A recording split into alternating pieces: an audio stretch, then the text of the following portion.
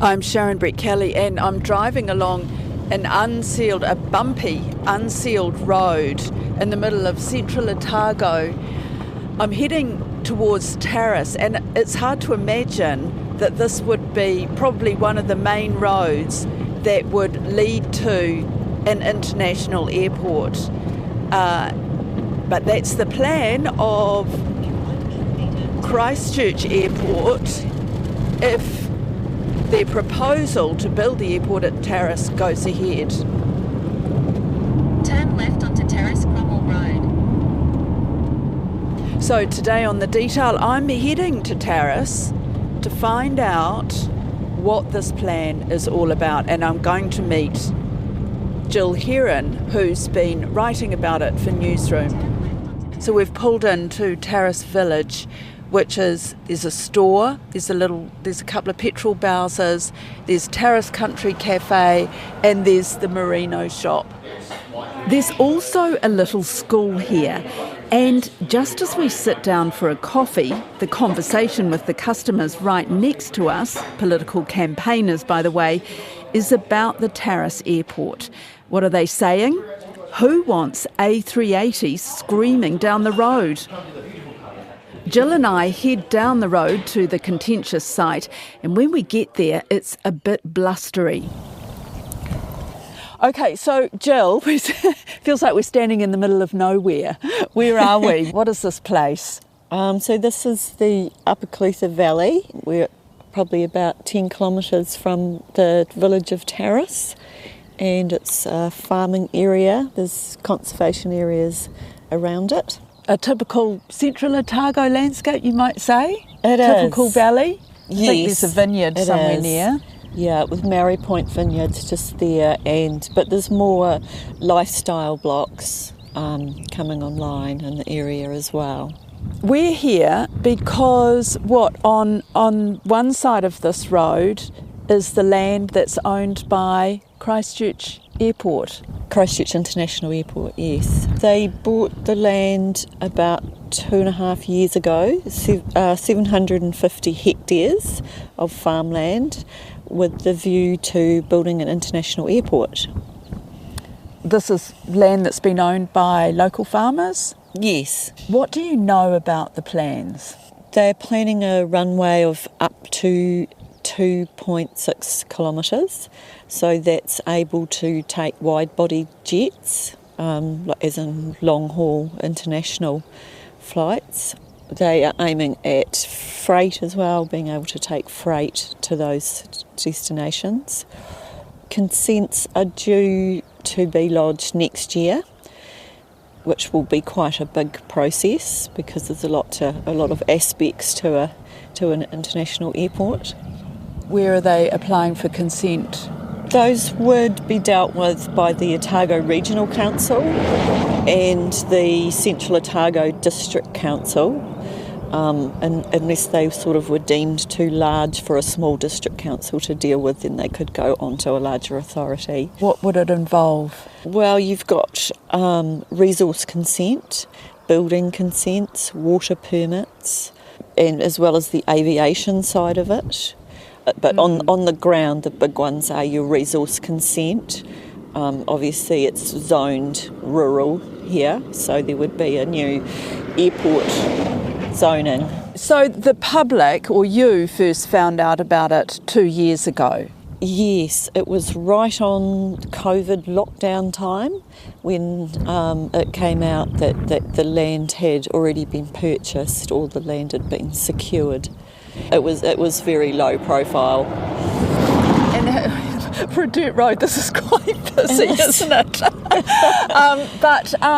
And so, how did they send out a press release? How did the public find out? No, the people selling the land were not aware that it was being intentional for an airport to be built. A lot of people seem to be under the impression it was for horticulture, perhaps cherries, which is pretty big industry in this area and it's expanding here. Mm-hmm.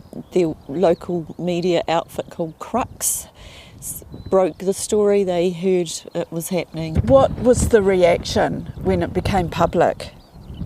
I think people were pretty taken aback by it. I guess because this area is very popular for lifestylers and vineyards, and it's a pretty quiet place. We've got Wanaka Airport 20 kilometres away. We've got Queenstown International Airport is only an hour up the road. So, it was a pretty big ambitious plan to put another whole international airport sort of out in the sticks of Tarras. Yeah, well, and it is in the sticks, isn't it? I mean, Tarras itself is on the main road between Cromwell and Wanaka. So it's a very strategic location. Yes. It's very central for this area. Yes, but it's still the middle of nowhere. It is the middle of nowhere, and Tarras itself is tiny. So what are people saying? What are local people saying about it? It seems that the majority of people are pretty concerned about this. People don't want bulk tourism. The tourism is changing, and tourism leaders are changing the way they do things to kind of slow tourism down, make people value what's here more, spend more time in each area. So all that is just really starting to get written into all the new destination plans for all our regional tourism organisations, and their concern is that, putting an international airport in an area like this doesn't match with what they're aiming to do, that they don't want to be, here comes a big tractor, be dictated to and not have control of what happens in their area themselves. Now, Christchurch Airport has kept a fairly low profile over this, but I've been given a rare interview. Ultimately, what we're trying to do is to lay the groundwork for really good decision making, and it always feels very premature to talk about something stopping. That is an exploration. You haven't reached those answers. More from Michael Singleton later in the podcast. But right now, I'm at the home of Michael Ross, the former chair of Wanaka Stakeholders Group, talking to him and the group's current chair, Meg Taylor. They've already notched up a High Court win that stopped the development of a jet airport at Wanaka. Now they have a new battle over Tarras. Yes, so I think we won that battle for the time being in 2021. And it wasn't that much later that Tarras revealed they'd purchased land at Tarras, extensive land, and were planning a large-scale international airport. And just in the last fortnight, they've come out with more detailed plans, and the airport includes a runway likely to be around 2,600 metres. And that has a capacity to take flights from Australia, wide-bodied jet aircraft from Southeast Asia and the Pacific. What was your reaction when you heard about this plan? I think it's really the same thing. It's airport corporations coming into our district and wanting to make decisions on large-scale infrastructure that's going to have a fairly overwhelming impact. And that impact is obviously climate and environment related, but it's also a massive impact on infrastructure in the area.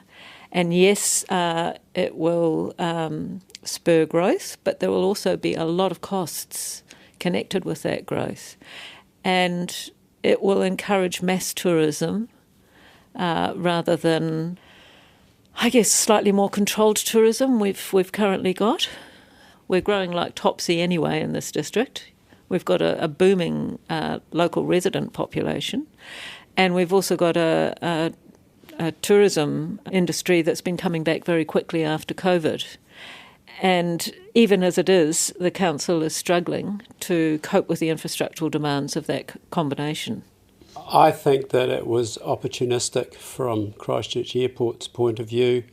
Clearly they lost a lot of market share after the Christchurch earthquakes, and those international flights went to Auckland. This is a way of them gaining international travel and ringing up their till in favour of them grabbing a bigger slice of the international arrivals market. The group put out a survey, I think, earlier this week, and it showed a very high percentage of local people opposed to the Tarras Airport plans. Yes, so at the end of August we surveyed membership and we got 608 replies, which is a good response rate. So of those respondents, 95.9, almost 96%, said that Wanaka and the Upper Clutha should or must be consulted in any decision process, and 82.7% were opposed to the development of a new international jet airport at Tarras. Interestingly, quite a number of those respondents recognised that yes, an airport at Tarras would be convenient for them, but nevertheless they opposed it. What are you so afraid of, though? Because as a visitor down here, it's vast and it's open and it's empty, a lot of this area. So what's wrong with another airport bringing in more people? I think that the thing that concerns us most is that the reason people come to this area is to experience just what you've described. They don't come to experience towns that are heaving with people and to drive on narrow roads with heaps of congestion. So they come here for the quality of the environment. And we have to sustain the quality of the environment, otherwise we're just going to lose what we've got. So I think it's what we're afraid of most of all is just what growth might do. Unbridled tourism growth might do to this part of the world. The other day I was in Naseby doing another story about wanting to become a dark sky community, and it was pretty empty, and then you come back to Wanaka and it's heaving. They want more tourists there. Wouldn't an extra airport bringing in more people be good for them? Well, I think we're getting more tourists anyway, even without an airport. We're growing very, very fast. And you look at the number of people for the new Dunstan Trail between Clyde and Cromwell, the cycle trail. So they got 60,000 in the first year, 64,000. Yeah. So tourism is booming in this area, and a lot of it relates to those quaint little towns. And, you just don't get environments like that around the world or around even New Zealand now so much anymore. And Wanaka rather, is hanging on to that by its fingertips. And we're not talking about stopping tourism, we're talking about managing it. Again, we go back to this matter, do the people of the area want it? Do the people of the area actually need it? And I'm pretty sure that the answer to both of those questions is no. It's simply a corporate land grab for market share to make money. And they're making money out of our scenery because they haven't got it back in Christchurch. So there you go. I think that it's there's a lot of people in this community that are quite concerned about it and opposed to it. Are you worried about being called NIMBYs? Not in the slightest. It's not about NIMBYism. It's about preserving the very valuable asset that this area has got in terms of tourism and in terms of a place to live. And all our residents are supremely aware of how lucky we are to live in this area, and we want to protect it. I'm at Queenstown Airport to catch a flight home, and it is chocker. Tourism has really bounced back after COVID.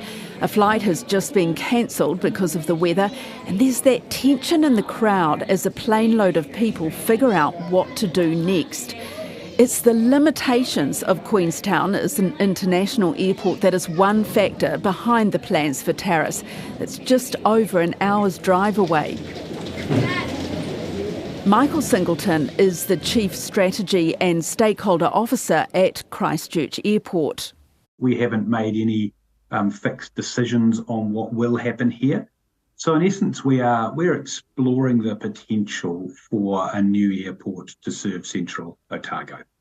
So one of the things we know and has been apparent over, it's not a new issue, is that there's capacity constraints in that part of the world. And you've also got a very thriving part of New Zealand as well. So there gets to be a bit of an infrastructure mismatch there. And our project is really about focusing in on that and working out ways to solve that in the future. So, yes, I have heard something like by 2030, you're thinking that there'll be 3 people fighting for 1 seat on a plane, basically. By 2050, so at about 2030, these constraints really start to bite. So the amount of movements, if you like, coming into Queenstown, equals its ability to serve them. But as you start moving out, and this is really what our project's about, that 10, 20, 30-year horizon, when you start getting out towards 2050, that's when you're starting to see a couple of people missing out for every person who can fly. Have you got any costings or any dates for when you would open it and how much it's going to cost? We haven't got dates around that. What we've said is our project will work through some very deliberate stages. This first one that we're in is around gathering up all that information, listening to different perspectives, making sure we've got things clear in our mind. If we have at the end of that, we will then look at securing an approval. That could be a very lengthy process if that's where we go. And then you have to build this thing. So we say it's not something that's going to be sitting there in the 2020s, but we start to sort of think in the 2030s. That's when you really do need to see this. So no fixed opening or start date if that's where it gets to. In terms of costing, that's some of the work we're still working through at the moment to know exactly what it is that you would build at the start. That's a big piece of work we've been doing recently around working out about runway length, how much length can you get into this site, which will determine its resilience, things like that. So once we get a real clear sense of that, then you can start putting numbers onto it. Why is Christchurch Airport, the South Island's main airport, involved in trying to build another international airport? So a couple of reasons. One, as you said, we're the South Island's largest airport. We're New Zealand's second largest airport. So we've spent a long time investing beyond just Christchurch. So we're certainly not an airport just for Christchurch. And this is an opportunity for us to continue to explore beyond those immediate geographies. But another reason is why us is if you go back to 2017. So the challenge that faces Central Otago isn't a new one.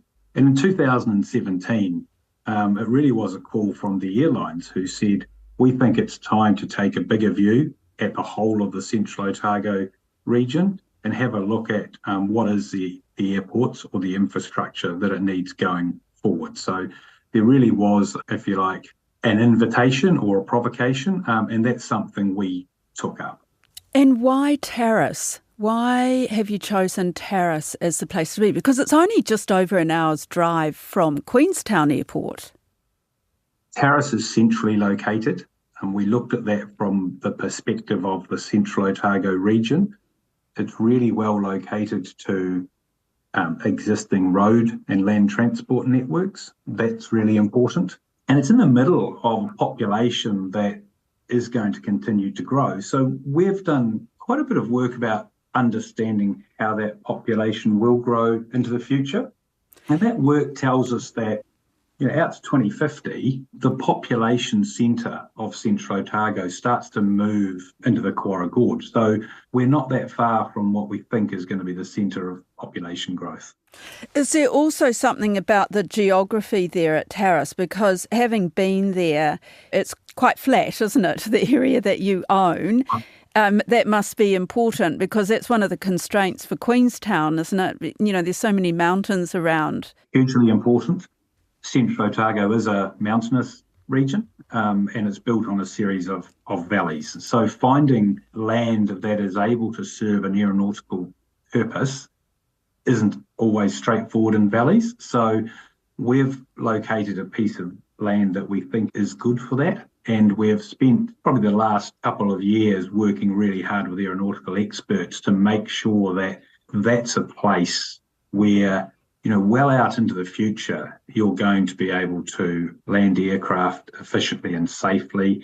You're going to enable airlines to use their best aircraft and their best fleet.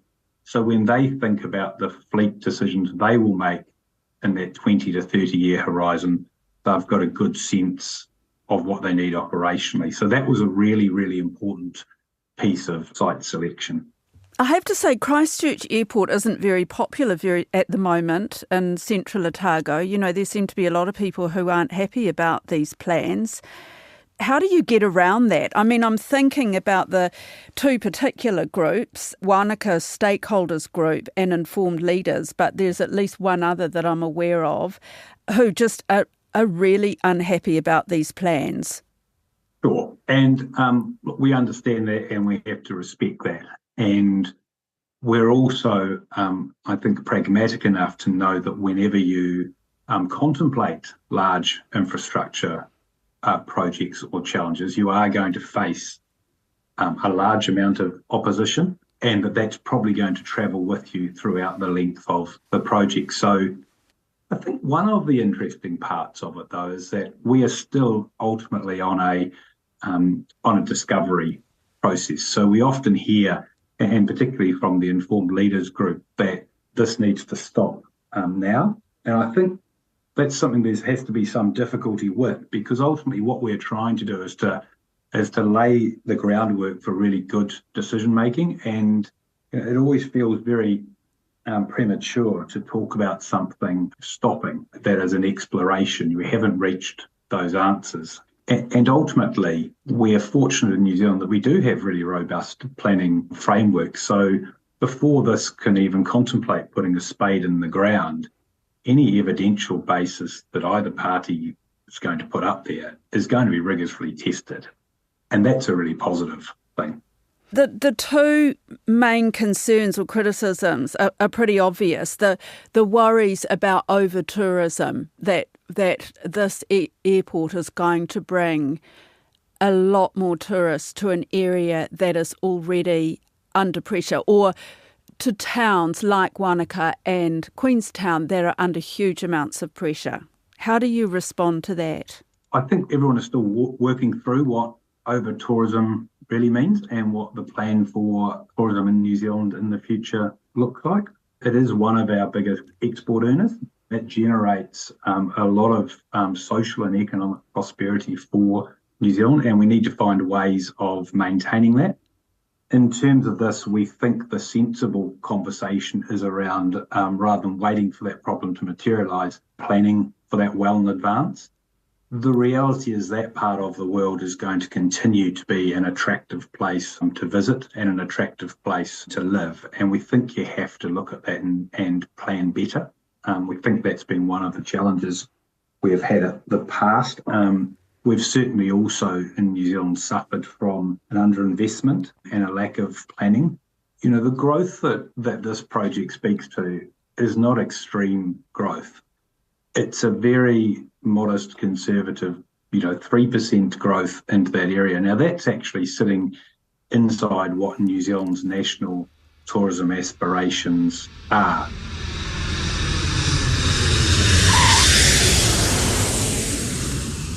What we have done is, and we think this is the responsible thing, and we know it is difficult for people, is we've been quite upfront about that.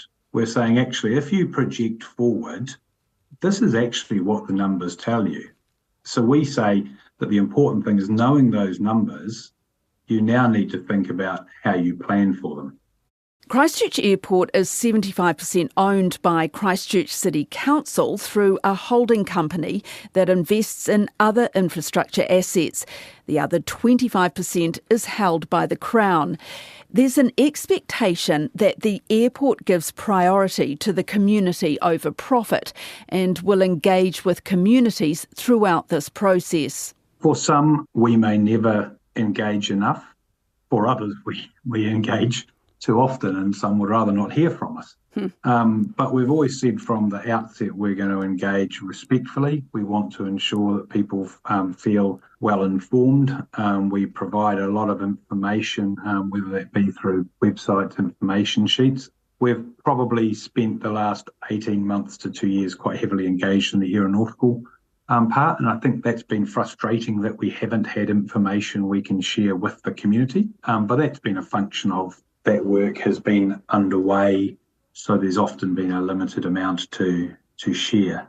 I would say there's a massive amount of work done to put something like this together in a way that you could consider even getting it to approvals. We haven't had a project in aviation of this, a new airport considered in New Zealand for, 50 plus years. So it does take a lot of work. So while we've done a lot and we've more than scratched the surface, there's still a lot of work we have to do. Official information requests reveal that someone who is helping with that work is Duncan Small, who's been an Air New Zealand lobbyist and is also married to National's Deputy Leader Nicola Willis. That's something Michael Singleton is not happy to comment on. If and when conflicts for any of our team arise that trigger either our own conflicts processes or other people's conflict processes, you would expect them to be dealt with accordingly, and they will be. Meanwhile, momentum against an airport at Tarras is growing. Just yesterday, climate activists staged a protest at Christchurch City Council offices over it. That's it for today. I'm Sharon Brett-Kelly. The Detail is supported by the Public Interest Journalism Fund. This episode was engineered by Mark Chesterman. Our producers are Alexia Russell and Bonnie Harrison. And thanks to Jill Heron, Michael Ross, Meg Taylor and Michael Singleton. Ka kite.